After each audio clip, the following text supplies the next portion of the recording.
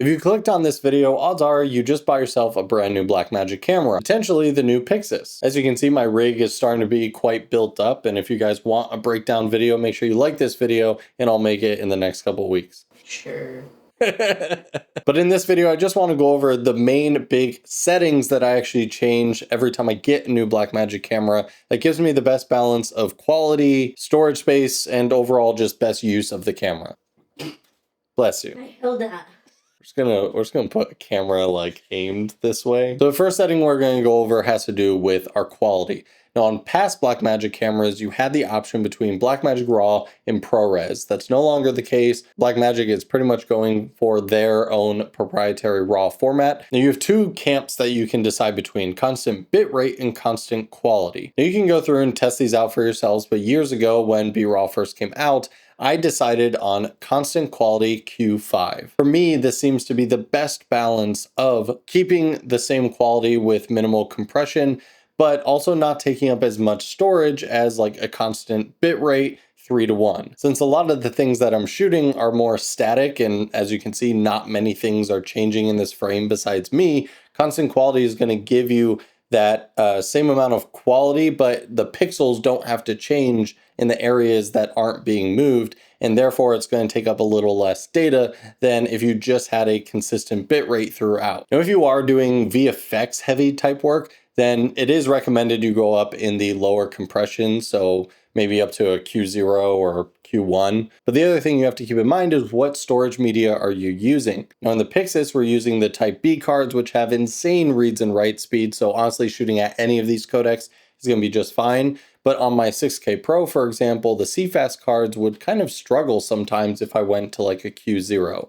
And especially if you're using the USB-C port going out to an SSD, depending on the SSD you're using, you can really struggle with some of those lower compressions. So play around with what works for you, but definitely constant quality Q5 has been my favorite. Next up, let's talk ISOs. Now, both the PYXIS and the Pocket series have dual native ISOs. Now, in theory, this means at the native ISOs, you'll experience about the same amount of noise. And these cameras are at 400 and 3200. The biggest lesson to be learned here for new Blackmagic camera owners, while this is a RAW format and you can adjust the ISO later in post, you can only adjust it within the ISO sensor's range. So if you shoot at 400, but then you realize, oh, this is low light and I should have shot at 3200, you cannot make that adjustment in post. The dual ranges that you can work with are 1 to 1000 or 1250 to 6400. And so if you're shooting in low light, I highly recommend adjusting it to 1250. In my opinion, 1250 gives the best performance for low light. So if I have any amount of control over the lighting in my scene, but it's just a more dimly lit one, then I'm definitely going to light it for 1250 because in my opinion, it just looks significantly better than 3200.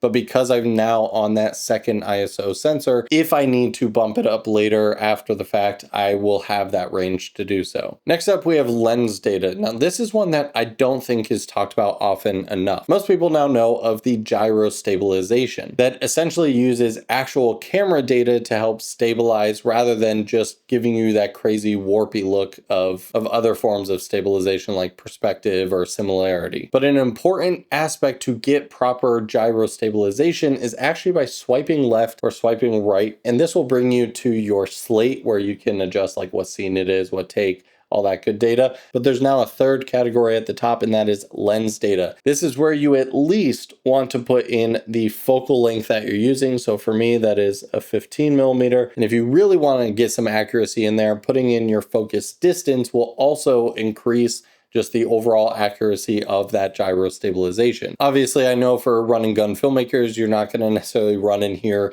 and adjust all these settings every time you take a new shot. So I think at least having the bare minimum of the focal length is going to help you enough to get some really nice stabilization after the fact. Right now, I want you to do something for me. Open up your Photos app and go wherever it's listed the total amount of items in your library. I just crossed over 40,170 photos and videos, and that's just on my phone. I guarantee you have so many photos and videos that you've forgotten about that should be on display. And today today's sponsor, 𝗬𝗧𝗨, with their new digital photo frame PYXIS, will make that so much easier for you. This is their 11-inch model that comes with a 2K resolution and anti-glare display, allowing you to showcase your best work wherever you want. It comes with 32 gigs of internal storage, but you can actually expand that up to 1 terabyte through an SD card or USB-C drive. And while digital photo frames are certainly nothing new, this is the first digital photo frame that, to me, feels like they actually care about the quality. It's got 100% sRGB support, a 400 nit brightness, and of course the ease of use of it, being able to download the free app and easily switch out the photos and videos that play on it. And you can actually invite your other friends and family to add photos to it remotely, so they can download the app, you invite them, and they can send their own pictures and videos to share on the frame. It comes with a magnetic stand that allows you to easily swap between landscape and vertical content. So do yourself a favor and don't let your best work go to waste just sitting in a folder somewhere on a hard drive. Be proud of it and put it on display with the PYXIS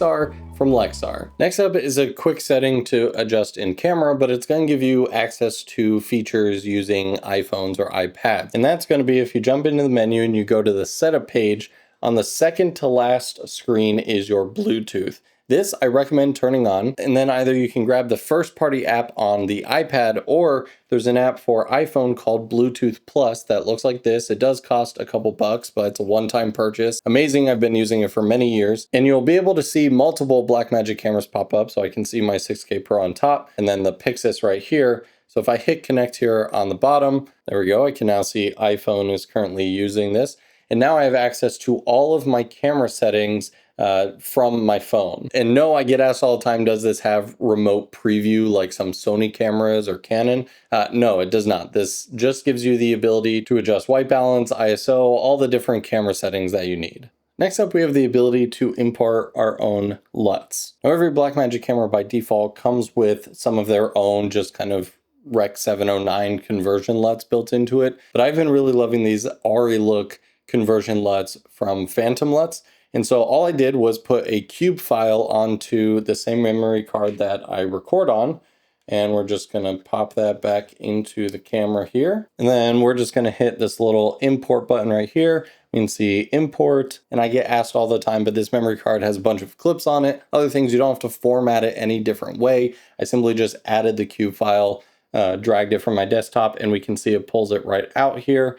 And so I'm gonna say import. And so now we can see it's right up here at the top. If I select that and then go back to our preview, if I turn this on and off, I'm now going to be previewing that ARRI neutral Gen 5 LUT that I put on here. And obviously this is nice because now you can create your own different LUTs. For example, obviously I shoot right here all the time, and so I've been able to dial in a certain color profile that I like. And so then I can save that as a LUT, put it on the camera, and when I turn on my lights and everything, I know my exposure is going to be exactly how I want. And for my last little series of tips, this has to do with anyone who has purchased the new Ursa Cine EVF from Blackmagic. So I'm actually going to take off this PYXIS and put on this guy, which is a little bit more minimalistic. And when it comes to the EVF, the first thing that you want to do is make sure that the eyepiece is actually in focus for your specific eyes. If you wear glasses, contacts, or just have different types of vision, obviously, if it's out of focus in here, you're going to get out of focus shots. Now, it can be hard to just stare at a wall or even like something that has defined lines and tell how in focus you are. So Blackmagic actually includes a nice little setting that makes it easy to make sure your EVF is set up nice and sharp.